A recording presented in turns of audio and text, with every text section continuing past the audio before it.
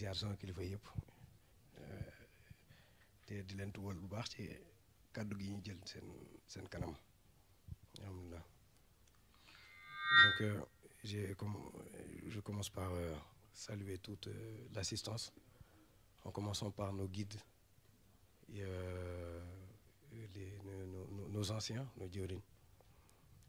Donc comme Sëñ Tuubaa le dit,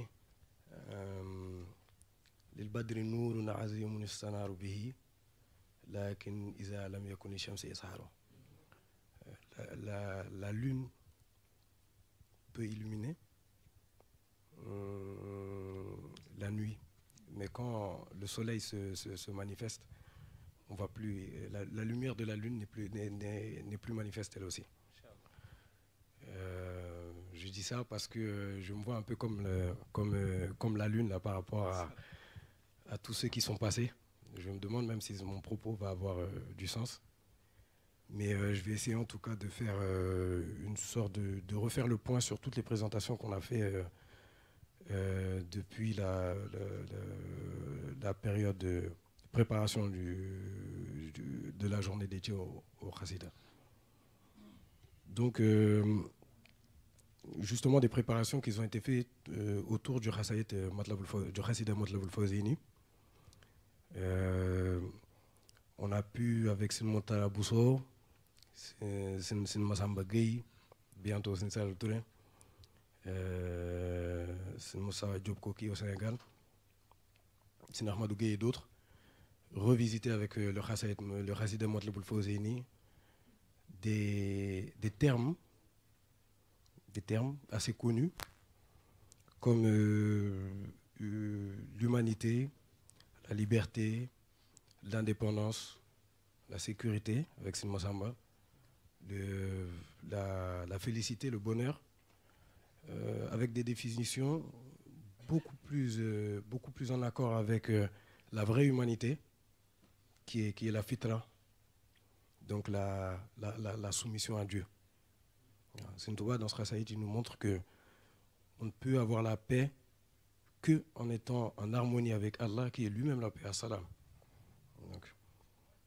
Donc on voit aussi très bien dans ce projet de société la compréhension assez large que Sëñ Touba a de la parole coranique, où Allah nous dit que il ne modifie pas la condition d'un peuple tant que les individus qui composent ce même peuple ne modifient pas ce qui est en eux-mêmes.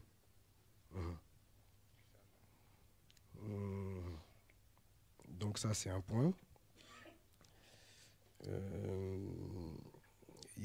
On voit aussi deux lectures dans le Khassida Matlaboul Fawzeyni. Tout à l'heure, Sin Abdou Khad en a parlé.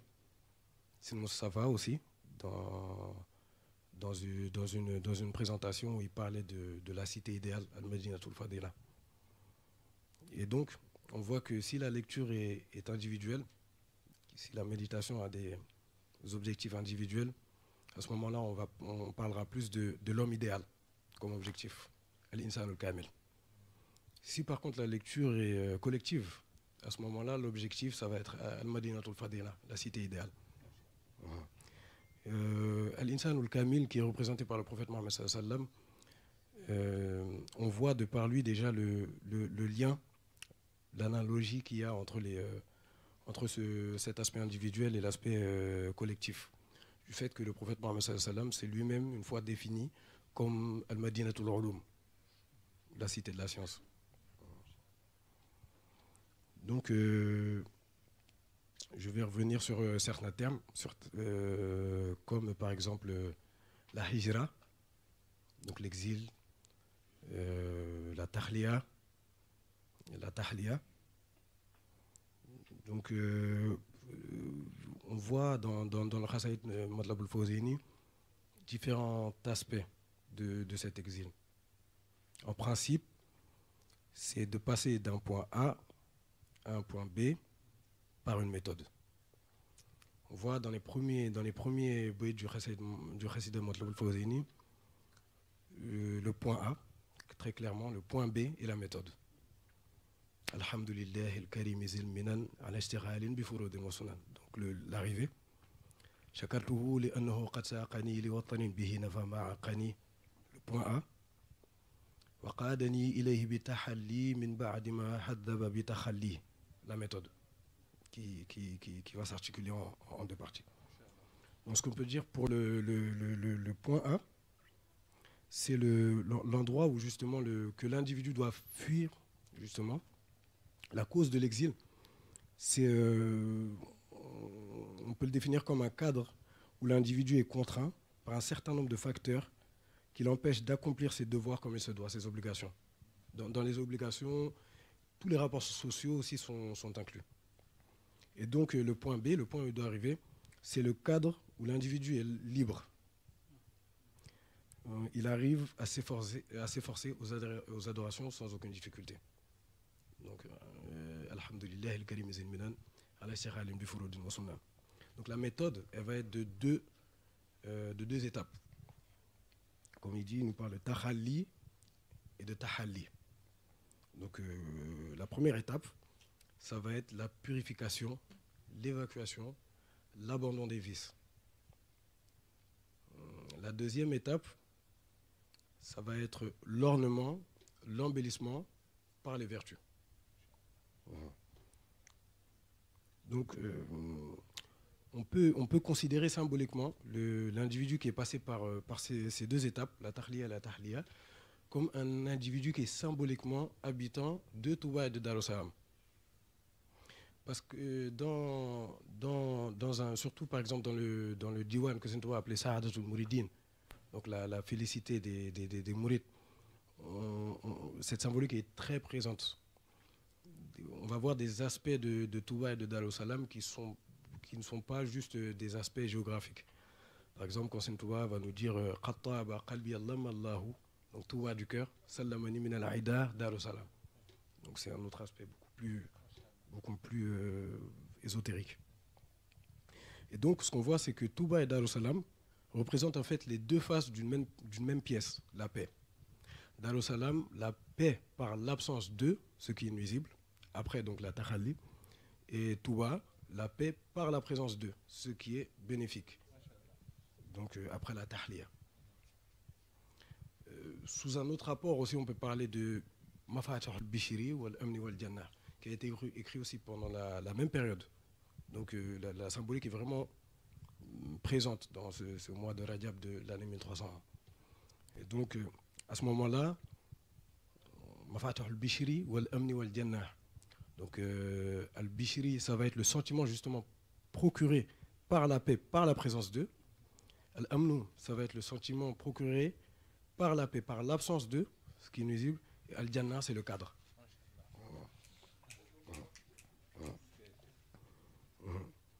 Donc on voit déjà ici que les dimensions justement de cet exil peuvent être multiples. Donc ça, c'est les principes. Après, la dimension de l'exil, de la hijra, va dépendre justement des contraintes, de la nature des contraintes. Si par exemple on parle de contraintes qui sont physiques, qui sont liées à l'action, par exemple l'individu éprouve des difficultés pour accomplir les ordres divins ou ne pas faire les interdits, à ce moment-là, comme la contrainte est physique, elle est liée aux actions, l'exil aussi sera physique, de passer des interdits aux ordres. Si par contre la contrainte est spirituelle, elle est liée à un état qui fait que justement que l'individu est contraint, a du mal à éprouver ce que normalement il doit éprouver, ce que Allah attend de lui justement, des vertus intérieures. Là aussi, forcément, l'exil sera intérieur. Il y a aussi l'exil qu'on connaît tous, l'exil dont Saint Touba parle, où il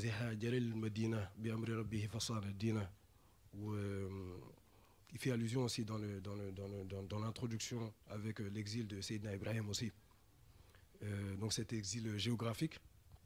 Les contraintes aussi peuvent être géographiques. Des contraintes liées à un foyer, un lieu de travail, un pays. À ce moment-là aussi, l'exil forcément sera géographique. Donc la hijra, elle est multidimensionnelle dans le Khassaït et Touba. Touba lui-même est englobant. Il est multidimensionnel. Parce que Sintouba, dans le Khassaïd, il demande que sa ville de Touba symbolise le Touba du paradis. Et le Touba du paradis, on nous dit que ce Touba-là, que son nombre englobe tous les habitants du paradis, du premier au dernier. Donc cet aspect englobant aussi, on le retrouve dans le Khassaïd Matlabul Fawzaini. Sinfalou disait d'ailleurs que c'est les anciens qui ont appelé ce Khassaïd Matlabul Fawzaini, mais que Sintouba, lui, l'a appelé Touba. Voilà. Et donc, on a vu aussi par rapport à Do'a wa Shukru, ça faisait partie des 28 termes, je pense. Maqsadou Qasidati Do'a wa Shukru. Donc, Sintouba nous dit que son intention dans ce Khassaïd Fawzaini, c'est une preuve de reconnaissance et des invocations. On verra aussi, en analysant le Khassaïd, qu'on garde encore cette dualité, ces deux faces de la paix, dans les reconnaissances, les actes de reconnaissance, comme dans les invocations. Par exemple, les deux premiers bayt où Sintouba fait preuve de reconnaissance, Alhamdulillah al-Karim zilminan ala shakhalin bifurudin wa sunan, pour la présence de Shakartuhu li annahu qad saqani li watani bi nafa ma'aqani, et reconnaissance là pour l'absence de justement. Par rapport aux invocations aussi, la même chose, quand Sintouba par exemple nous dit Wasababan li jalbi kulli khayri, donc une invocation pour la présence de, Wasababan li daf'a kulli dairi, donc une invocation aussi pour l'absence de. Donc la dualité est encore présente ici.